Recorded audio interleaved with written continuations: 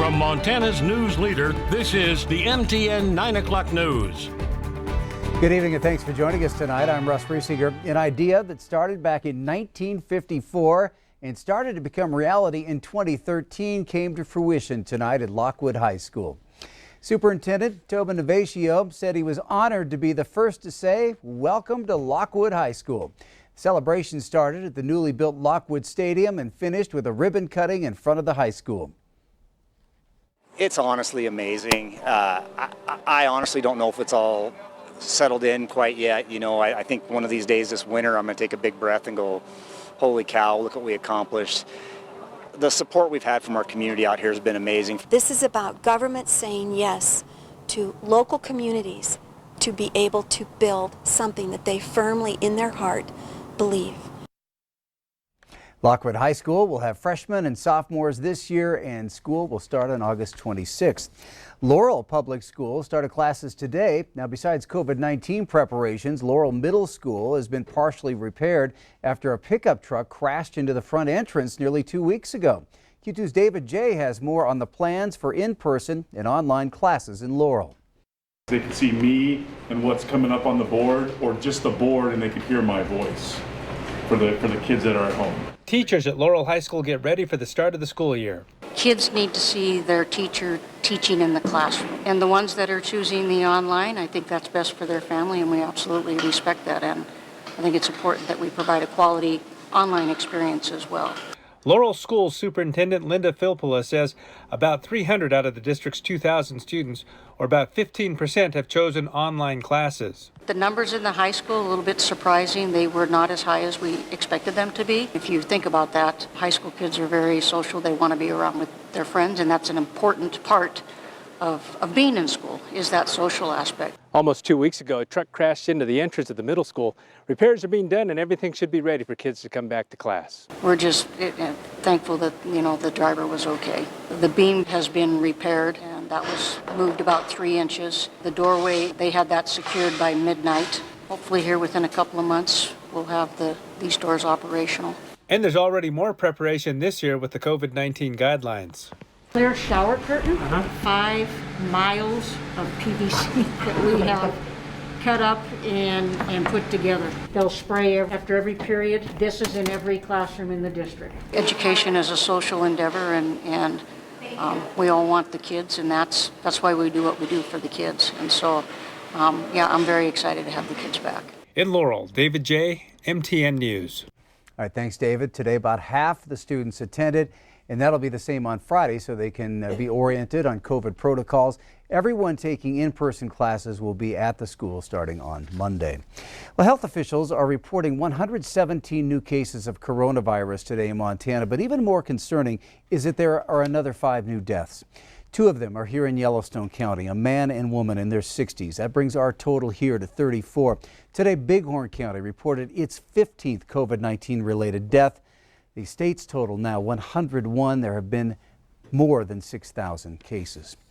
Montanans on unemployment due to the COVID-19 pandemic will start to see additional funds after the initial $600 a week ran out. The Montana Department of Labor, along with FEMA, approved additional payments for Montana, an additional $400 per week to those receiving unemployment benefits.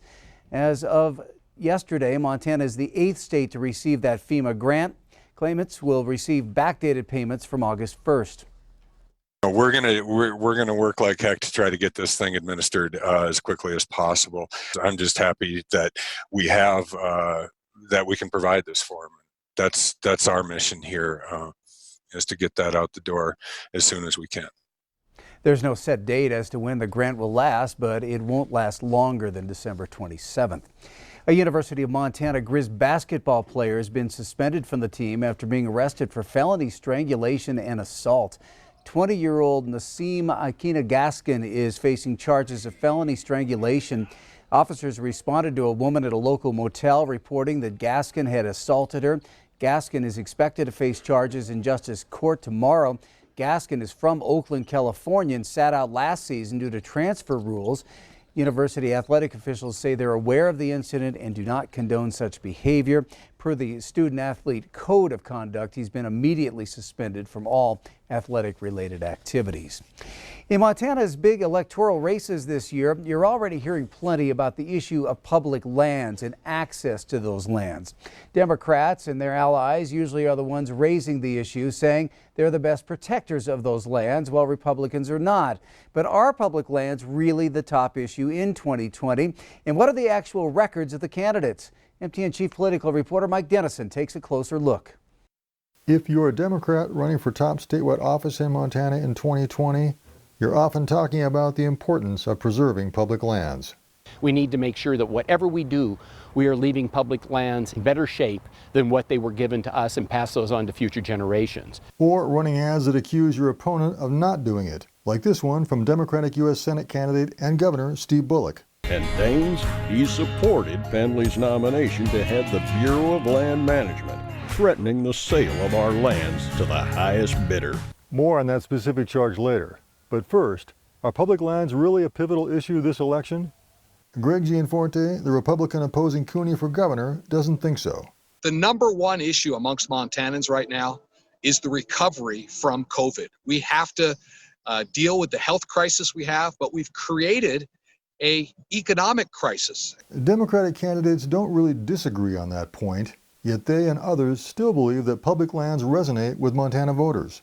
But you can drive by any trailhead in Montana, the one that we're at now, during the time of a pandemic, and see how people value our public lands. In fact, people really seem to be rediscovering their public lands. Which brings us to the charges leveled at GOP candidates by Todd's group and others and Democrats running for office. They note that Gianforte and Senator Steve Daines supported bills in 2018 to release almost 700,000 acres of wilderness study areas from protection, bills that didn't pass. They point to Gianforte's 2009 lawsuit against the state, disputing an easement over his Bozeman property to a fishing access site on the East Gallatin River, a dispute later resolved by creating an alternative trail to the river. And they blast Gianforte and Daines for not opposing President Trump's 2019 appointment of William Perry Pendley to head the U.S. Bureau of Land Management. Pendley previously has argued for selling off some federal public lands, although he says now that won't be pursued, and as a lawyer has often represented oil and mining interests.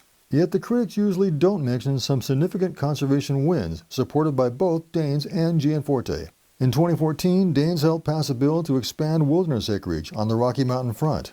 Gianforte and Daines each supported a lot of the protected parts of East Rosebud Creek in south central Montana, and another bill that blocked mining near the North Gateway of Yellowstone Park. And this year, Daines was instrumental in passing the Great American Outdoors Act, which fully funded the Land, Water, and Conservation Fund and had money for national park maintenance. Gianforte voted for the bill as well. Just last week, a dozen Montana conservation groups took out full-page newspaper ads thanking Daines, Gianforte, and Democratic Senator John Tester for their work on the Outdoors Act. Those are all bills that were not press releases. Those were bills signed into law that I was able to work with Democrats and Republicans under both President Obama and President Trump in getting these passed and signed into law. My priorities have always been the same. We need to keep public lands in public hands. We need to increase access to those lands for all Montanans.